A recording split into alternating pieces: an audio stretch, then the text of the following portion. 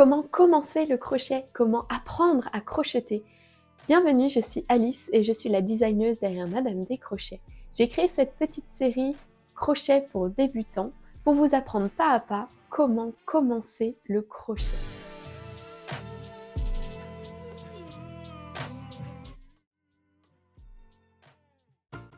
Le cercle magique est beaucoup utilisé en crochet, notamment pour faire des granny squares, pour faire des amigurumi, des peluches, mais aussi pour des pièces de vêtements comme les bonnets par exemple. Et c'est un point très intéressant et très important à connaître, pas toujours facile à comprendre. Pour le faire, on va venir coincer le début de notre pelote sous le petit doigt et passer le fil de la pelote autour de nos 3 autres doigts pour venir faire un cercle, un petit croisement.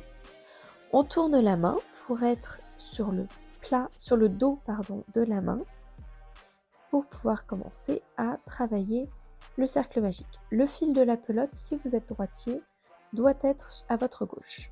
Vous insérez votre crochet sous le premier fil que vous avez coincé autour de vos doigts et vous attrapez le fil de la pelote. Puis vous le ramenez vers vous. On peut relâcher la tension et observer ce qu'il y a sur votre cercle magique. Vous avez sur le cercle magique, si vous êtes droitier, à votre droite, un fil qui est célibataire, on va dire, un fil seul. Et sur votre gauche, vous avez 2 fils, le fil du début de votre travail et le fil du cercle.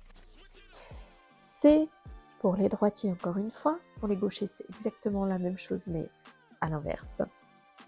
On travaille autour du cercle magique, autour de ces 2 fils et non pas autour du cercle simple non doublé. Pour sécuriser le cercle magique, on fait une simple maille en l'air, c'est-à-dire on fait un jeté et on la passe dans la boucle. Ça vous permet de sécuriser votre cercle magique et de pouvoir commencer à le travailler en suivant les indications de votre patron. C'est-à-dire, si ce sont des mailles serrées, vous allez pouvoir commencer à faire des mailles serrées. Si ce sont des brides, vous allez commencer à pouvoir faire la maille en l'air de début ou les 2 mailles en l'air de début de travail, puis les brides, etc., etc.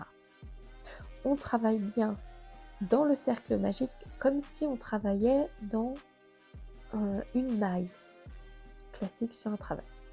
On insère le crochet sous les 2 fils qui sont sur notre gauche ou sur notre droite si on est gaucher. Un jeté, on ramène le fil, un jeté et on passe dans les 2 boucles. Ça fait une maille serrée. Si vous avez un autre point à faire, faites votre autre point. Faites une bride, une demi-bride, etc., etc. Là, je montre pour une maille serrée. On insère le crochet, on fait un jeté, on ramène le fil, un jeté, et on passe dans les 2 boucles. Si vous devez travailler une bride, par exemple, ce serait un jeté, on insère dans le cercle, un jeté, on ramène, un jeté, on passe dans les 2 boucles, un jeté, on passe dans les 2 boucles. Je pense que vous avez compris comment ça fonctionne.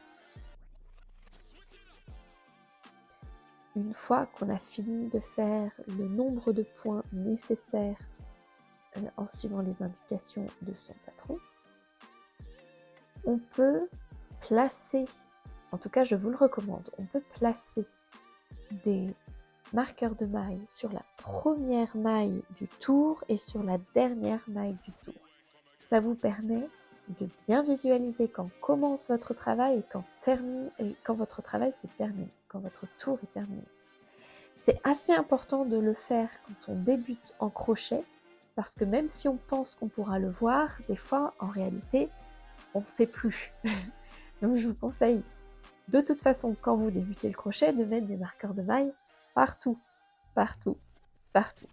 Et notamment en début et en fin d'un rang. Pour fermer le cercle magique, on tire simplement sur le fil de départ et le cercle se ferme. Et vous pouvez commencer votre travail en rond. Surtout faites attention de ne pas travailler avec ce petit bout de laine qui dépasse le petit bout de votre début de travail.